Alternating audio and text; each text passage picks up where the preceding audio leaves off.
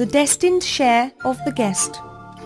Once upon a time, about 15 or 20 horsemen were hosted at a village.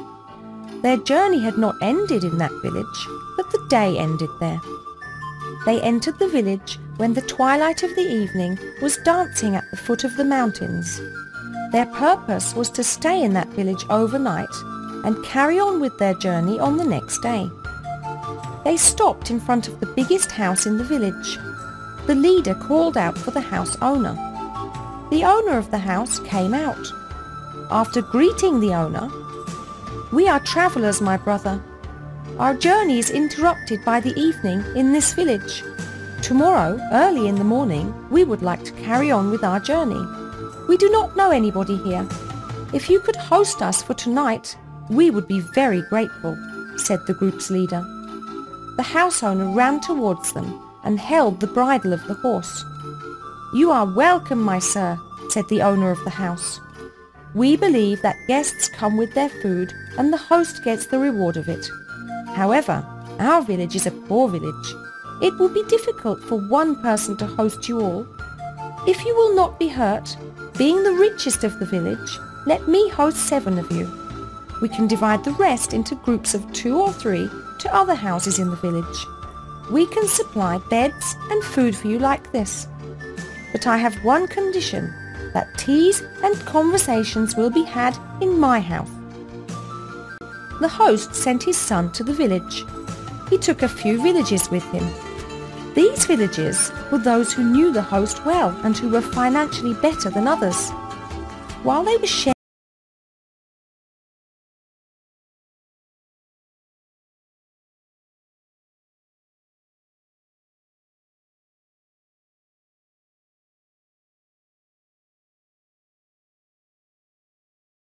at least 3 of the guests in my house, he insisted. What could the villagers say? They stared at his eyes meaningfully, but he didn't understand anything. They coughed, but he didn't hear. Finally, they gave 3 of the guests to him. "After the evening prayer and dinner, do not start drinking tea," warned the landlord, "those who are taking guests to their homes. Until the night prayer, let us gather together in my big hall. We can drink our teas and have conversations all together with our guests. After the prayer, everybody can take their guests to their homes." Everybody took their guests and went. 7 of them stayed with the rich man of the village. Apart from being the richest in the village, the landlord wanted to host his guests differently from other houses. All the dwellers of the house started to work immediately. They slaughtered 1 ram and they cooked meaty meals and milky desserts in big pots. After the evening prayer, they prepared the dinner table. They all ate and drank. The guests especially ate so much that they could not move. They left the table and started to wait for their other friends with sleepy eyes. Of course, in other houses feasts were given too, according to the levels of their facilities. Uncle Zutu, the poorest villager, spent so many beautiful words and made such a delightful conversation with his 3 guests that the guests forgot all about their hunger. Let alone dozing, they had cheerful laughter all night. After the evening prayer, Uncle Zutu spread a clean cloth in front of the guests.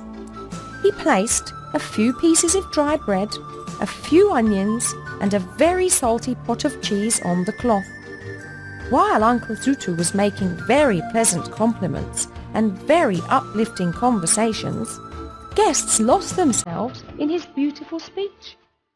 The bitterness of the onions, the salt of the cheese became like honey, and the dry bread pieces became like very delicious cookies.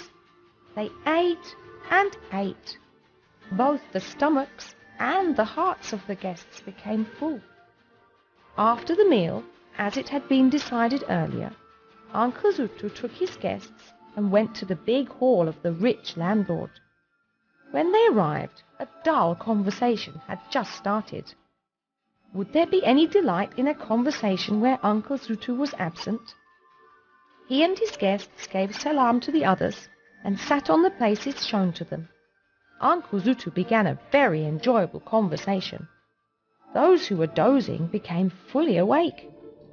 Meanwhile, those who had eaten the salty pot cheese and the dry bread with the sherbet of the conversation became very thirsty. How could they wait for the teas to come? The guests of Uncle Zutu demanded water all the time during the conversation from the servants of the landlord. While Uncle Zutu was giving a very nice talk, the poor servants were tired from carrying glasses full of water. But the guests of Uncle Zutu could not quench their thirsts, as if they had eaten a very rich meal. While all of the guests were happy and were enchanted with the sweet conversation of Uncle Zutu, other villagers looked at each other in astonishment. They winked at each other, asking about the situation. At last, the rich landlord could not bear it any more, and entered into the conversation at an appropriate point. Looking at Uncle Zutu and you, all our guests, I hope you will forgive me saying this, he said. But as far as I know, we cooked the best meals in the village. After me, this brother and that brother would offer good meals to their guests. On the table at Uncle Zutu's, however, there would be onion and dry bread at the most.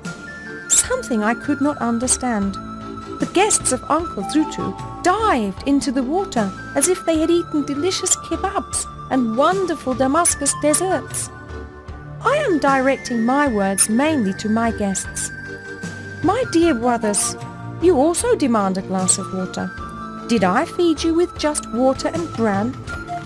This scolding hurt the guests. Everybody bowed their heads in front of them, but it was only Uncle Zutu who roared with anger. "Look at me, oh my brother," he said. "It is not important at all who ate what. Do not try to slander others. With the favor of Allah, my guests have nothing to be ashamed of. Nobody can slander those who have been cleaned from every shameful thing by our Lord. You have now poisoned your guests, whom you had fed with kebabs a minute ago. At least keep quiet now, so that our conversation can be an antidote to your poison."